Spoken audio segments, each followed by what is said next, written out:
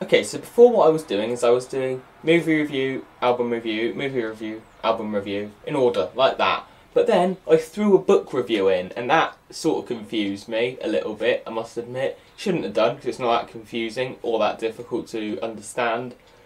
But what I'm going to start doing instead is I'm not going to have a specific order to it. I'm not going to go book, album, movie, or whatever.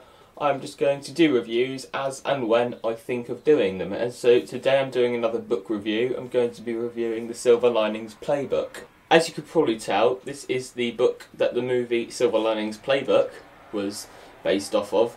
And I've already done a review for that. If you look back a few videos, I'm not going to compare the book to the film in this review. There are two reasons for that. The first is that, honestly, how different or similar it is to the movie shouldn't play a part in how good it is as a book at all, because they're designed for different things. This is designed to be read, like, on pages, and the film is designed to be watched. So they are designed for different audiences, and so they're going to be different, and I'm not going to compare them because one being good doesn't make the other bad just because it's not the same. The other reason is just that they're so different. There are only about 3 parts in the book that are the same as in the film, and even his name, even his surname in the book isn't the same as it is in the film. But I'm not going to compare them. That's the one thing I'm not going to do. Now, the plot is almost the same. He gets out of an institution after what he thinks is a few months and starts to get his life back on straight. But in the book, he starts to unravel secrets that his parents have been keeping from him. He starts to realise that maybe he wasn't only in there for a few months, and he starts to discover things that he forgot while he was in the institution. Like, he can't remember why he was in the institution, and he's setting out to remember that. That's a really good plot. I like it because it's sort of how he's trying to sort his life out, but life keeps throwing crap in front of him and stopping him from doing that. And it's really well written. Even within the first chapter, you can tell that it's good. You can feel the mental disability coming through in how it's written and what it's written. It's written in quite a childlike way. It's not a child's book. By no means is it a child's book. But it's written in a sort of innocent way. Innocent child. Like, he has unrealistic expectations of life and what's going to happen and how he's going to deal with things. And you can really feel that this guy, yeah, he has a problem. And that's really powerful. It's really well written. And so, Matthew Quick, I applaud you for that, because that's incredible. In terms of how fast-paced it is or whatever, it's not fast-paced at all.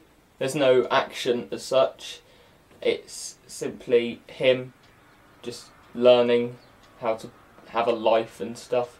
The dancing thing in this doesn't take such an important role. It's sort of undermined, and that's another subplot, and that's really good because him learning to dance keeps him sane, if you will. It keeps him grounded. He's like, okay, I have something to occupy my mind now. I have something that I need to focus on. I have something that I need to do. And that's keeping him alright, it's keeping him stable, and that's really impressive. The character development is great because, first off, he doesn't like anyone touching him except his wife. And because of that, he's very insecure and stuff, and he's very untrustworthy. But towards the end, he's sort of more lenient. But it's not only the fact that he lets more people touch him and stuff, it's also how he behaves around people, also how he speaks around people, what he's like generally, how he feels, how Tiffany feels, who, again, is played by Jennifer Lawrence in the movie. She's the other person with bipolar. And both of them are written really well. Their characters work well off each other, they play well together, they are funny and witty and clever towards each other.